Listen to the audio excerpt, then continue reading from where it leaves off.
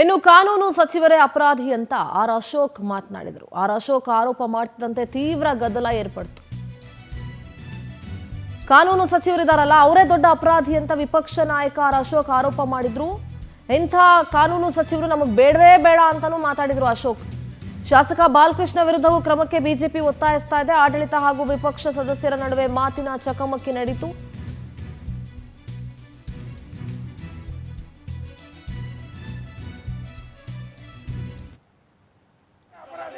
ಅವರಿಗೆ law minister ಅಂತ ಅವಕಾಶ ಕೊಟ್ರಿ, ನಾನು ವಿರೋಧ ಪಕ್ಷ ನಾಯಕನಂತ ನನಗೂ ಅವಕಾಶ ಕೊಡಬೇಕು. ಅವ್ರಿಗಿಂತ ನನಗೂ ರೆಸ್ಪಾನ್ಸಿಬಿಲಿಟಿ, ಅವ್ರಿಗಿಂತ ಜಾಸ್ತಿ ರೆಸ್ಪಾನ್ಸಿಬಿಲಿಟಿ ಇದೆ ನನಗೆ. ಈಗ ಅವರೇ ಅಪರಾಧಿಗಳು. ಗವರ್ನರ್ಗೆ ಅವಹೇಳನ ಮಾಡಿರೋದ್ರಲ್ಲಿ ಮೊದಲ ಅಪರಾಧಿ ಅವರೇ. ಅಪರಾಧಿ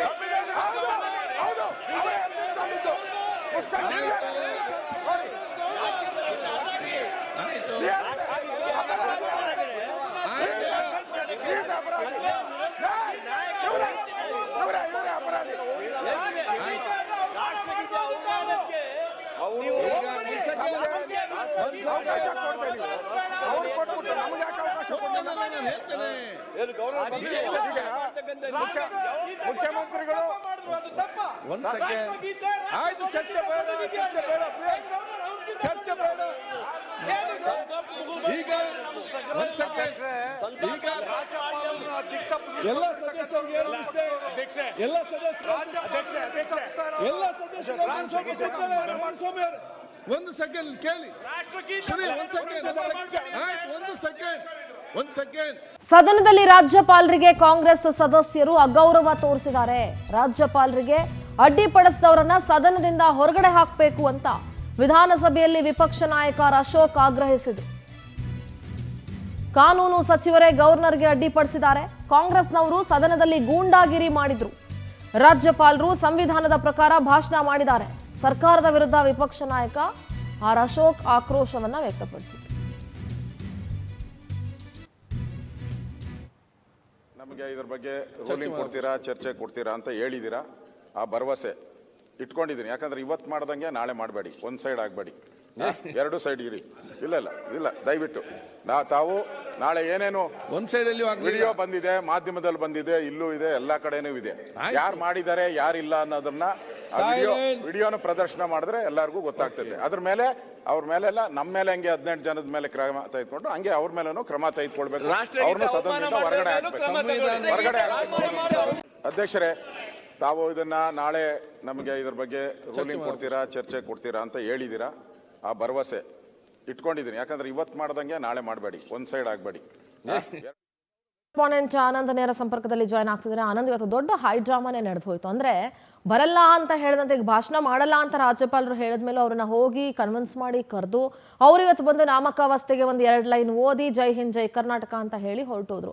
ಅದಾದ ನಂತರ ನಡೆದಂತ ಹೈಡ್ರಾಮಾಗಳಿದೆಯಲ್ಲ, ರಾಷ್ಟ್ರಗೀತೆಗೆ ಅಗೌರವ ತೋರಿಸಿದ್ರು ಅನ್ನೋದಿರಬಹುದು, ಅಥವಾ ಇವರ ಭಾಷೆಗಳಿದೆಯಲ್ಲ, ಹೊಡೆದಾಟದ ಭಾಷೆಗಳು, ಇವ್ರ ಗೂಂಡಾಗಳು, ಇವ್ರು ಗೂಂಡಾಗಿರಿ ನಡೆಸಿದ್ರು, ಇವ್ರು ರೌಡಿ ತರ ವರ್ತಿಸಿದ್ರು. ಅಂಡ್ ಹರಿಪ್ರಸಾದ್ ಅವ್ರು ಮಾತನಾಡಿದ್ದು ಕಾಂಗ್ರೆಸ್ನವರು ಭ್ರಷ್ಟಾಚಾರಿಗಳು, ಕಳ್ಳರು, ಸುಳ್ಳು, ವ್ಯಭಿಚಾರಿಗಳು ಅನ್ನುವಂಥ ಪದಪ್ರಯೋಗನ ಮಾಡಿದ್ರಲ್ಲ, ಇವ್ರು ಎಲ್ಲರೂ ವಿಧಾನಸೌಧದಲ್ಲಿ ಇರೋದಕ್ಕೆ ನಾಲಾಯಕ್ಕು ಅಂತ ಹೇಳ್ತೀನಿ Anand. At the same time ಏನೆಲ್ಲ ಆಯ್ತು ಇವತ್ತಿನ ಈ ಇಷ್ಟು ವಿಚಾರಗಳನ್ನ ಗಮನಿಸೋದಾದ್ರೆ ಆನಂದ್?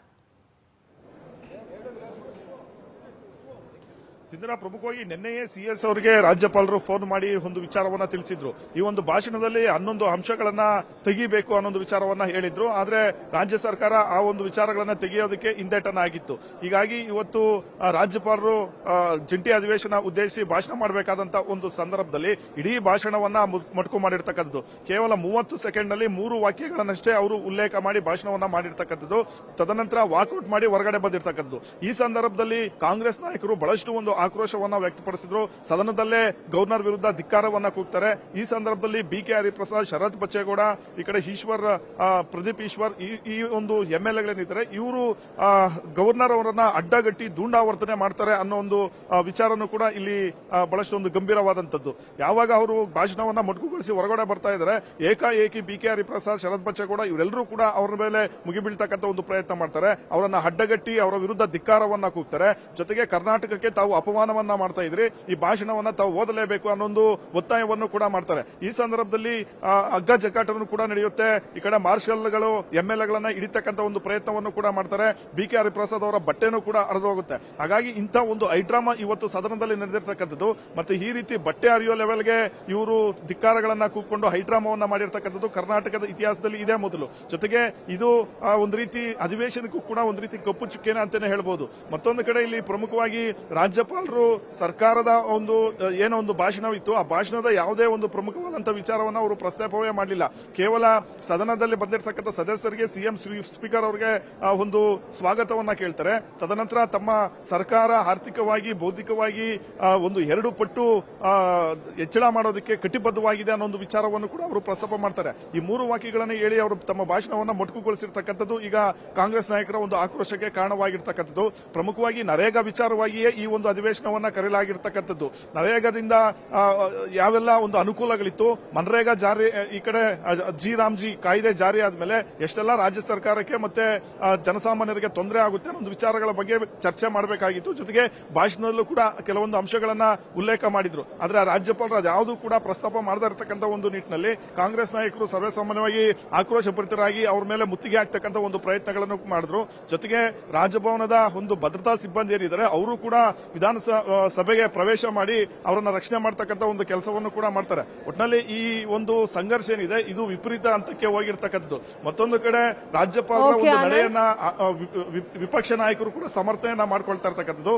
ಸಂವಿಧಾನದ 176ನೇ ಒಂದು ವಿಧಿ ಅನ್ವಯ ರಾಜ್ಯಪಾಲರು ಭಾಷಣವನ್ನ ಮಾಡಬೇಕು. ಆದ್ರೆ ಕಡ್ಡಾಯವಾಗಿ all right Anand, thank you ನಿಮ್ಮೆಲ್ಲ ಡೀಟೇಲ್ಸ್.